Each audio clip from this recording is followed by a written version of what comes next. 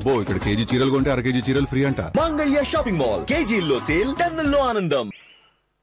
ఇంకో పక్క కిడ్నీ సమస్యలు వస్తే, లేకపోతే అనారోగ్యం, లెప్రసీ కానీ ఇలాంటివి వస్తే అలాంటి వారికి 10,000 రూపాయలు ఇస్తున్నాను. మంచానికే పరిమితమైన వాళ్ళకి ఎవడు ఇవాళ ప్రపంచంలో 15,000 రూపాయలు జీతం మారిగా వాళ్ళకి ఇస్తున్నాను. దేనికి ఇచ్చారంటే ఒక మానవత. మనుషులు ఇబ్బందుల్లో ఉన్నారు, పేదరికంలో ఉన్నారు, కష్టాల్లో ఉన్నారు. ఇది నా బాధ్యత. అందుకే ఇలాంటి సంక్షేమానికి శ్రీకారం చుట్టాను. మా ఆడబిడ్డలకు గ్యాస్ ఇచ్చానని ఇప్పుడే చెప్పాను. మీకు ఇబ్బంది లేకుండా అవసరమైతే 4 నెలలకు ఒకసారి నేరుగా మీ అకౌంట్లోనే డబ్బులు వేస్తాను. మీరే దబాయించి మీరు గ్యాస్ తీసుకోండి. నిన్ననే తల్లికి వందనం ఒకే మాట చెప్పాను. ఎంతమంది పిల్లలుంటే అంతమందికి తల్లికి వందనం ఇస్తారని చెప్పా. నిన్న మొన్న మాట్లాడే నాయకులను అడుగుతున్న మీరు చెప్పారు, ఫోటోలు దిగారు, ఇచ్చారా అని అడుగుతున్నా. ఈరోజు 5 మంది పిల్లలుంటే 5 మందికి 75,000 రూపాయలు ఒకేసారి ఇచ్చామంటే అది తెలుగుదేశం పార్టీ ఎన్డీఏ. అవునా కాదా అని అడుగుతున్నా. ఇచ్చారంటే చేలు పైకెత్తండి.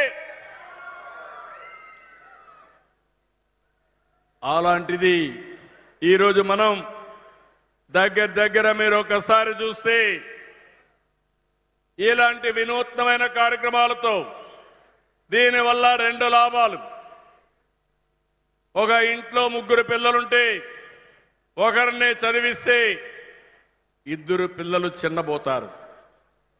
ఏ తల్లికి ఆ కష్టం రాకూడదని మీ పిల్లల్ని చదివించే బాధ్యత మీ కుటుంబ పెద్దగా నేను తీసుకోవాలనే ఉద్దేశంతోనే ఎంతమంది పిల్లలుంటే అంతమందికి ఇస్తా, అది భవిష్యత్తులో కూడా ఇస్తారని మరొక్కసారి హామీ ఇస్తున్నా.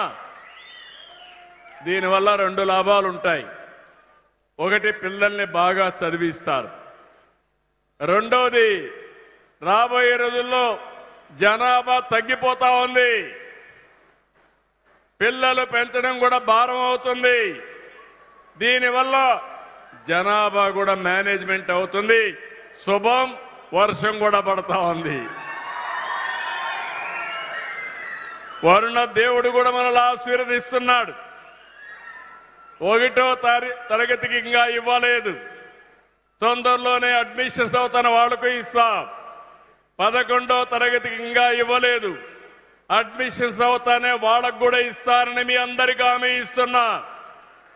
రైతులు ఏదైతే రైతులకు ఇవ్వవలసినటువంటి అన్నదాత సుఖీభవ డబ్బులు ఇస్తా అన్నాను. 20,000 రూపాయలు ఇస్తా అన్నాను.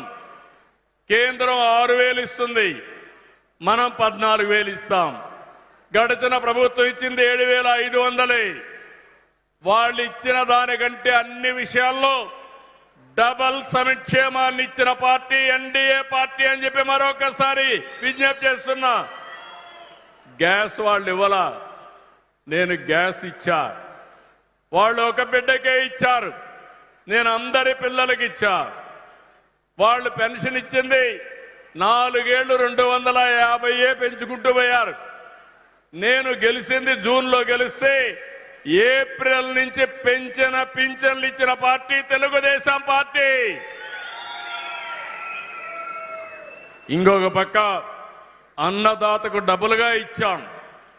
వాళ్ళు 7,500 ఇస్తే 15,000 ఇచ్చారని చెప్పి కూడా నేను మీకు తెలియజేస్తున్నా. మీరు గుర్తుపెట్టుకోవాలి, మీలో కూడా ఒక ఆలోచన రావాలి. ఏ ప్రభుత్వం ఉంటే మీకు మంచి జరుగుతుంది, ఏ నాయకుడుంటే మీకు అండగా ఉంటాడు, ఏ నాయకులైతే మీ జీవితాల్లో వెలుగులు వస్తాయో ప్రతి ఒక్కరు ఆలోచించాలి. ఆలోచిస్తామని గట్టిగా చప్పట్లు కూడా చెప్పండి. ఆలోచిస్తామని తెలియని వాళ్ళకు చెప్పాలి. అది కూడా చేస్తామని గట్టిగా చెప్పండి మీరందరూ. అప్పుడే బలం వస్తుంది, అప్పుడే మనకంతా కూడా దీనికి ఇది వస్తుంది. ఇంకో పక్క మీరు ఒకసారి చూస్తే ఏడాదిలో 3575 పింఛన్లు ఇవ్వాలని అదనంగా మన నియోజకవర్గంలో నిర్ణయించాం. ఈరోజు చూస్తే 3775 పింఛన్లు అదనంగా ఇస్తున్నా, 1859 వృద్ధాప్య పింఛన్లు, 1716 వితంతువుల పింఛన్లు, ఇంకో పక్క మొత్తం కలిసి ఈ రోజు నుంచి ఈ పింఛన్లు మీకు ఇస్తున్నామని చెప్పి కూడా నేను మీకు తెలియజేస్తున్నా.